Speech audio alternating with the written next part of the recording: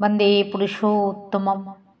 আপনাদের প্রতি প্রত্যেককে স্বাগত, অভিনন্দন, শ্রদ্ধা, প্রণাম ও আনন্দিত জয়গুরু জানাই। শুরু করছি আজকের আলোচনা।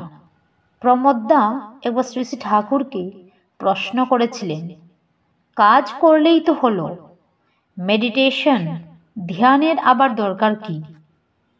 শ্রী শ্রী ঠাকুর তার উত্তরে বলেছিলেন, কথা, চালচলন, কাজকর্ম, ভাব, রকম সকম সবটার ভিতর দিয়ে ইষ্ট স্বার্থ প্রতিষ্ঠাপন্নতার সূত্রটা অচ্ছিন্ন রাখার প্রয়াসই রিয়েল মেডিটেশন, প্রকৃত ধ্যান।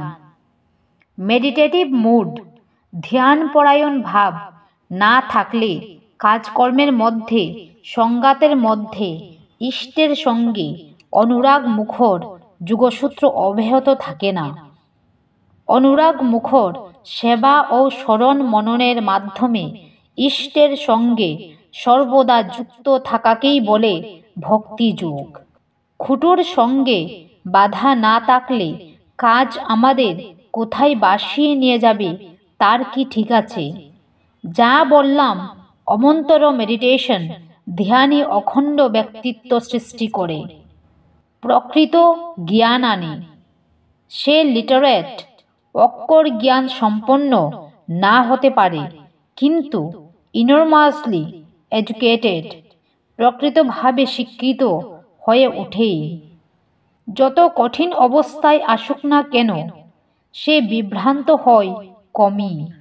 সব অবস্থায় তার ডিসিশন, সিদ্ধান্ত শার্প, ক্ষিপ্র ও আনব্লান্ডারিং, অভ্রান্ত হয়ে ওঠে। জীবন সংগ্রামে, কার্যক্ষেত্রে এহেন মেডিটেশন ধ্যানের প্রয়োজন কতখানি তাহলে বুঝেই দেখুন। ধ্যান জপের অনুশীলনে রোজ নিয়মিত নিবিষ্টভাবে 2-3 বার বসতে হয়, আর কথাবার্তা কাজকর্মের মধ্যেও তার রেশ চালাতে হয়।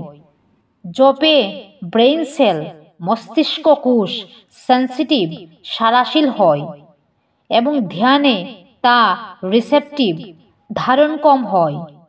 ভক্তি, কর্মশক্তি, ধ্যান, জ্ঞান ও সেবার সমন্বয়ে ভারত একদিন জগতের গুরু হয়ে দাঁড়িয়েছিল। প্রত্যেকের অস্তিত্বের পক্ষে সে তখন অপরিহার্য হয়ে উঠেছিল। কেউ তাকে তখন আক্রমণ করা বা শত্রুতার চোখে দেখার কল্পনাও করত না। একটু থেমে শ্রী শ্রী ঠাকুর বললেন, মানুষ চায়, কিছু সংখ্যক উপযুক্ত মানুষ হলে সারা দুনিয়ায় সৎ চলনার প্লাবন এনে দেওয়া যায়। আপনারা ভালো করে লাগুন। জয় গুরু। আজকের আলোচনা এখানেই শেষ করলাম। পরবর্তীতে আবার আসব একটি নতুন আলোচনা নিয়ে।